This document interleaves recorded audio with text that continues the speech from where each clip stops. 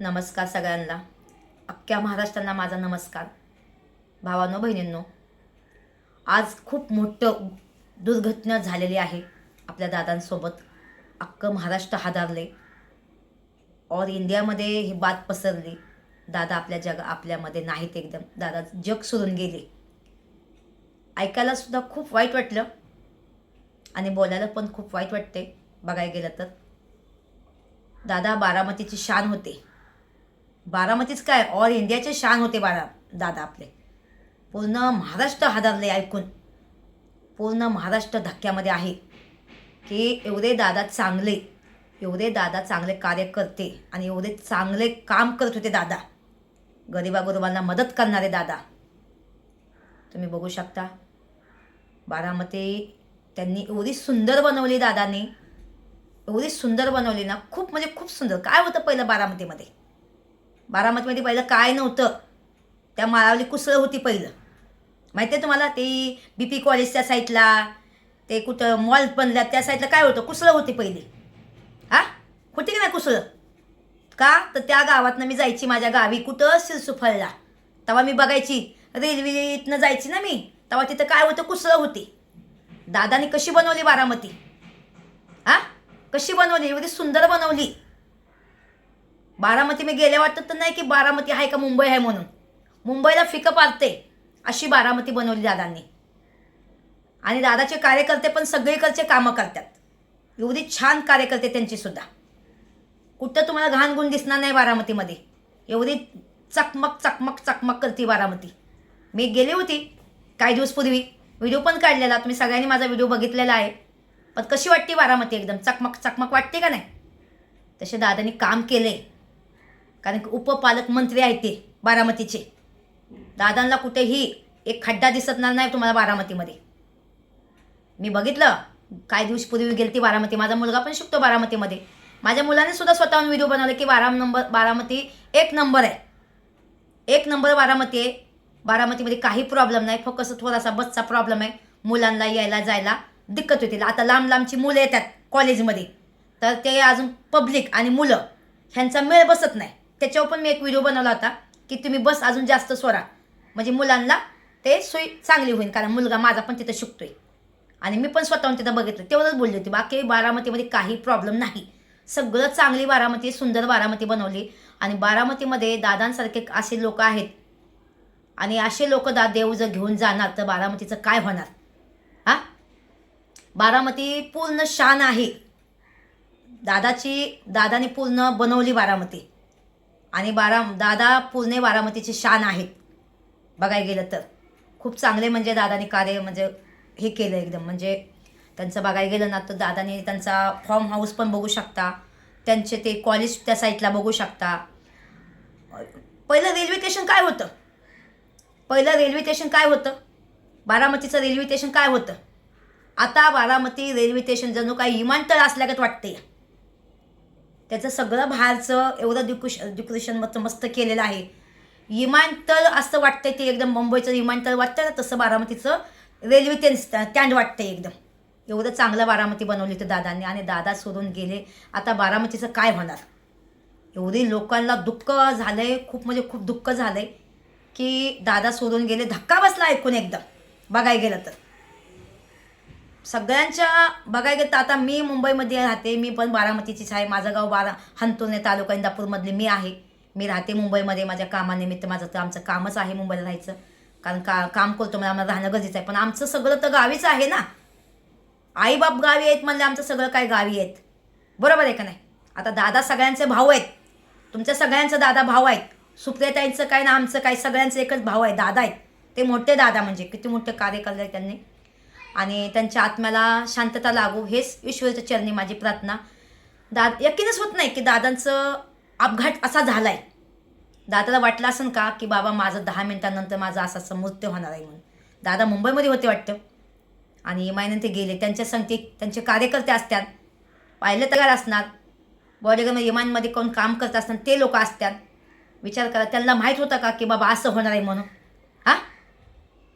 शेवटचा क्षण त्यांना काय वाटलं असेल, जेव्हा ती इमान त्यांना माहीत पडलं असेल की बाबा आता इमान खाली पडणार आहे, तेव्हा त्यांना काय वाटलं असेल. ते तर तुम्ही नव्हता, आम्ही नव्हतो. त्यांच्या जीवाला माहिती. पण काय वाटलं असेल त्यांच्या जीवाला? तो क्षण त्यांना काय वाटला असं विचार करा. एक सेकंद विचार करा तुम्ही, 1 मिनिट विचार करा तुम्ही की त्यांच्या आत्म्याला काय वाटलं असेल की आता गेलं, संपलं. सगळं गेलं. एवढं मोठं नाव कमवलं दादाचं. दादाला काय वाटलं असेल शेवट? अख्खं महाराष्ट्र माझ्यासाठी लढन, पण देवाला दया नाही आली की बाबा जाऊन दे, एवढा अपघात टाळू नको काय व्हायला. कारण दादा चांगले होते आणि खरोखर सांगते दादाने खूप चांगलं काम केलं. खूप चांगलं काम करतात आणि करत त्यांचं म्हणजे आपल्यामध्ये नाही तर दादा, पण ऐकून धक्का बसला बघायला गेलं तर. एवढा धक्का बसला ना. आज मी खूप दिवसापासून विचार करत होते की दादाला भेटेन, पण मला ना ते राहून गेलं. जिंदगीचा काय भरोसा नाही. तुमच्या जो मनातली इच्छा आहेत ना ते तुम्ही पूर्ण करा. तुम्हाला जे कोणाला भेटू वाटते ती भेटा. माणसाचं मी तुम्हाला हमेशा सांगते, जिंदगीचा काही भरोसा नाही भावांनो. जिंदगी आज आहे तर उद्या नाही. नका एवढा जीव आहे आपला की उद्या आहे, नका एवढा जीव आहे, ठेस लागेल तर माणूस मरतं या. आता दादा मुंबईमध्ये होते. त्यांना जर माहीत असतं की बाबा असं होणार आहे तर दादा कधीच ते विमानमध्ये बसले नसते. त्यांना बसून आम्ही नसतं दिलं, जनतानं नसतं बसून दिलं. पण खरंच सांगते एवढं वाईट वाटलं, लय वाईट वाटलं. असं वाटतं की मी पण जाते आता बारामतीला. कारण की एवढं माझं गावाचे आहेत. त्यांच्या आत्म्याला शांतता भेटू. देवाने असं नव्हतं करायला पाहिजे. खूप वाईट वाटलं बघायला गेलं तर. अख्खं महाराष्ट्र हादरले. आणि बघायला गेलं ना, मी खोटं नाही बोलत, मी खूप वेळा विचार केला होता की भेटेन, पण भेटण्याचा मोकाच नाही भेटला. आणि असं म्हणजे आवर्जून आपण जातच नाही, कारण आपण म्हणजे काय काम असेल तर आपल्याला जायला बरं वाटते. बरोबर आहे का नाही? विनाकारण म्हणजे जायला पण चांगलं नव्हतं वाटत म्हणून नाही. पण आता नाही. मला ज्याला भेटायचं ना, कोणत्या मुख्यमंत्रीला, कोणच्या त्यांना, तरी पण मी त्यांना भेटेन एकदा. आज सगळ्या न्यूज चॅनलवर, सगळ्या बातम्यावर, सगळ्या टी व्हीवर, सगळ्या इंस्टाग्रामवर, सगळ्या फेसबुकवर दादाची गोष्ट आहे. विचार करा, आज लहान मुलांना माहीत पडलं की दादा आपल्यामध्ये नाहीत. विचार करायची गोष्ट आहे. दादा हमेशा कॉमेडी करायची. कधी भाषण करता म्हणायची, दादाला एक जण म्हटलं दादा आय लव्ह यू, तर दादा बोलले अरे आय लव्ह यू मला नको म्हणू, बायकोला जाऊन म्हण. बायको म्हणून की काय बाबा काय झाला, काय बिघारला काय म्हणून. दादा असं स्वतःहून बोला. मी त्यांचं भाषण पण ऐकायची. एकदा बोलला की एक जण बोलला की दादा तर काय रे दादा करायचे. मी त्यांचे व्हिडिओ बघून हसायची कधी की दादा खूप कॉमेडीवाले आहेत. खरं सांगते. आज आपल्या जगात नाहीत, आपल्यामध्ये नाहीत. केलं तुम्ही. बारामती खूप चांगली बनवली. खूप चांगलं काम करते बघा दादा. बघून घ्या तुम्ही दादांना एकदा, अजून एकदा बघा. सगळ्यांचे मेसेज पडतात मला. सगळ्यांच्या व्हॉट्सअपला दादांचं स्टेटस आहे. सगळ्यांच्या व्हॉट्सअपला फोटो लावला दादांचा. माझा पण लावलाय, मी पण लावलाय. ऑल इंडियामध्ये आहेत ना, आपल्या महाराष्ट्रामध्ये सगळ्यांनी आपल्या दादाचं फोटो लावल्यात. कारण दादा तसं काम केलंय दादानी, म्हणून दादाचं कौतुक सगळे करतात. आणि त्यांच्या संगती जो कार्य होते ना, त्यांचे कार्यकर्ते, त्यांना पण माझा भावपूर्ण श्रद्धांजली. त्यांच्या पण आत्म्याला शांतता लागू, दादाच्या पण आत्म्याला शांतता लागू. पूर्ण बारामती बंद आहे बघा. पूर्ण सन्नाटा झाला आहे गावामध्ये बघा. हे बारामती आमची पूर्ण सन्नाटा बघा. सगळं बंद झाले. आज कोणाच्या घरी चूल पेटणार नाही लवकर बघा. सगळी बारामती बंद पडलेली आहे, सुनसान झालेली आहे बघा. किती वाईट वाटते भावांनो बहिणींनो हे ऐकून. काळीच नसतं असं थरथर करते. सगळ्यांच्या फोनमध्ये तेच आहे का. सगळं ते दाखवतात. जिथं तिथं दादांचीच आहे फोटो. बघा काय माणसं का बघा. त्या हॉस्पिटलच्या मागं किती गर्दी आहे दादांना भेटण्यासाठी. दादा देव आहेत, देव बघा. किती माणसं बघितलं बघा. बघितलं भावांनो.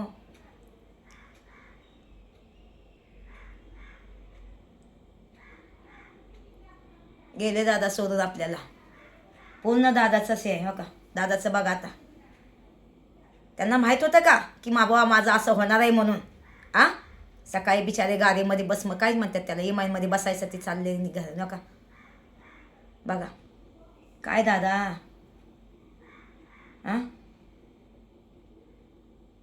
किती वाईट वाटतं रे ऐकून. बघा की, बघा दादांचे फोटो बघा.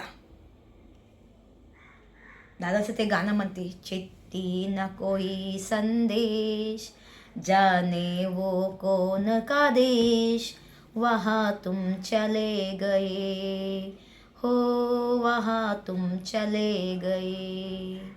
दादा खरंच भावपूर्ण श्रद्धा. आणि माझं काही चुकलं असेल तर भावानं बहिणीनं माफ करा.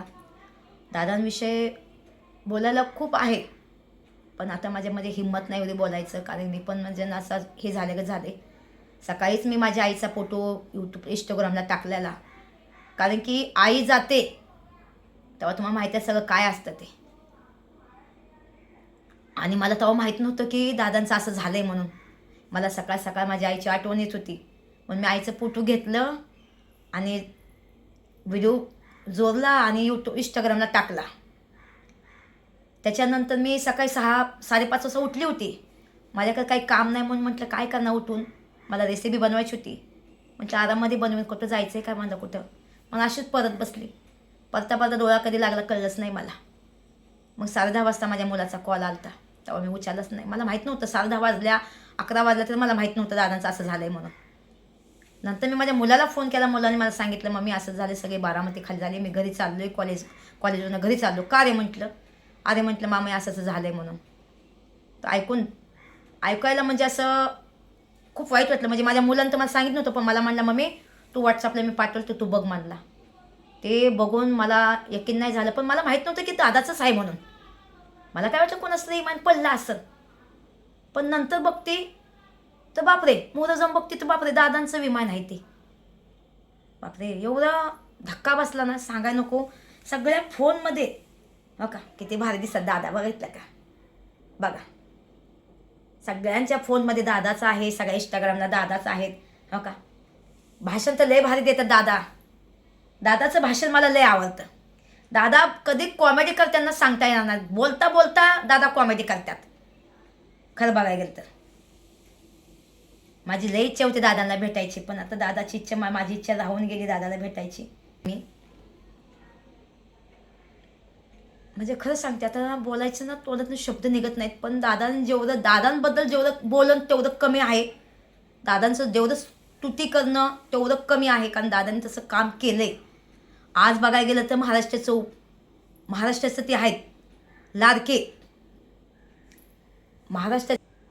आपले दादा महाराष्ट्राचे लाडके मुख्यमंत्री उपमुख्यमंत्री अजितदादा पवार यांचं आज बारामती इथं विमानतळ त्यांच्या गावी, बारामती त्यांचंच गाव आहे, तिथं त्यांचा अपघात झाला. खरं सांगते ऐकून एकदम धक्का बसलाय. असं व्हायला नाही पाहिजे. दादांना पूर्ण भावपूर्ण श्रद्धांजली. दादा तुमच्या आत्म्याला शांतता लागू हे ईश्वराच्या चरणी माझी प्रार्थना. काय चुकलं असं भावानं बहिणींनो माझ्या कोणतं तर मला माफ करा. मी दादांसाठी व्हिडिओ बनवला. दादाच्या आत्म्याला शांतता लाभू हेच दादाची प्रार्थना, देवाच्या चरणी माझी प्रार्थना. दादा तुम्हाला माझा नमस्कार.